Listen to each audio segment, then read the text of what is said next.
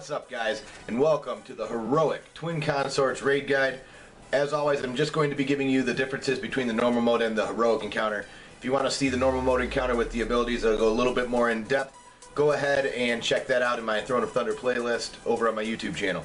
Other than that, guys, let's get right into it. The biggest thing that we need to know for this fight is there's not a ton that goes on differently. Remember, when I did this fight, I had just joined Last Word.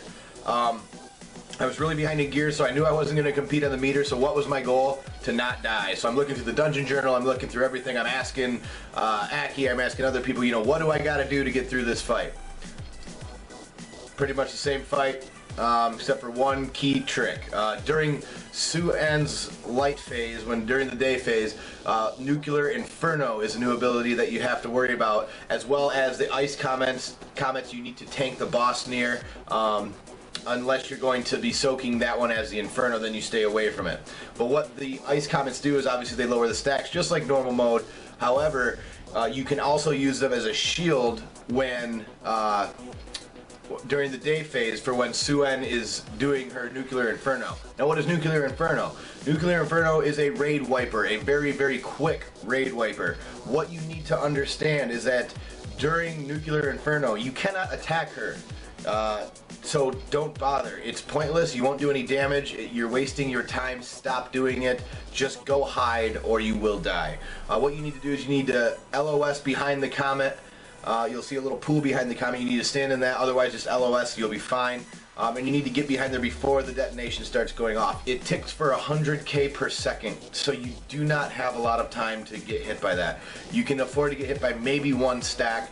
Otherwise, you're just going to be too low. You need to make sure that you have any speed increasing, anything coming out of there so that you can spread back out as well. The biggest thing in this fight that will kill you in heroic mode is just the stacking and quick spreading during Inferno and figuring out which comet you're going to use as a wall and which comet you're not. Think of pretty much every other fight with an ice comet. Okay, so Sindragosa from Lich King, where we had to hide behind the comets and break them out. It's the same idea. We want to hide and LOS behind the comets because that's just going to kill us if we don't. It's the same type of idea that we had in that fight.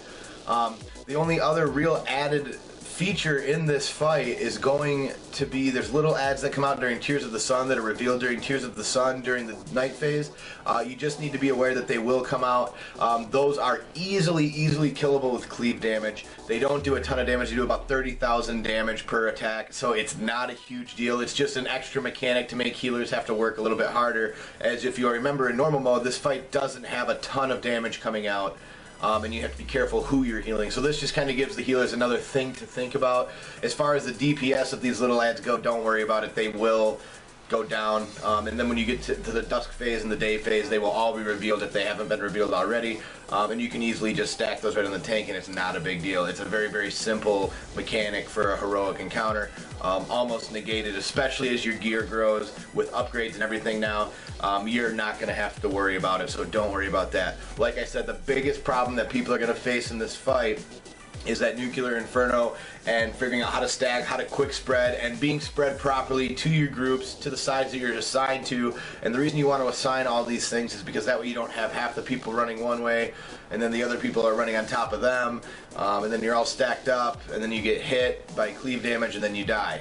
The transitioning between the spread and the stack is where you will lose people, is where you will wipe on this fight. So understanding, okay, I need to be here, and then when I stack I need to be here, but then when I'm done I need to be back. Okay, I need to make sure that I'm always in my spot and I'm always in my spread spot. As long as those two things are consistent, you'll be fine. There's nothing to worry about in this fight, but that's going to be your biggest trick. So I hope you guys enjoyed this guide, and as always, see you in the next one.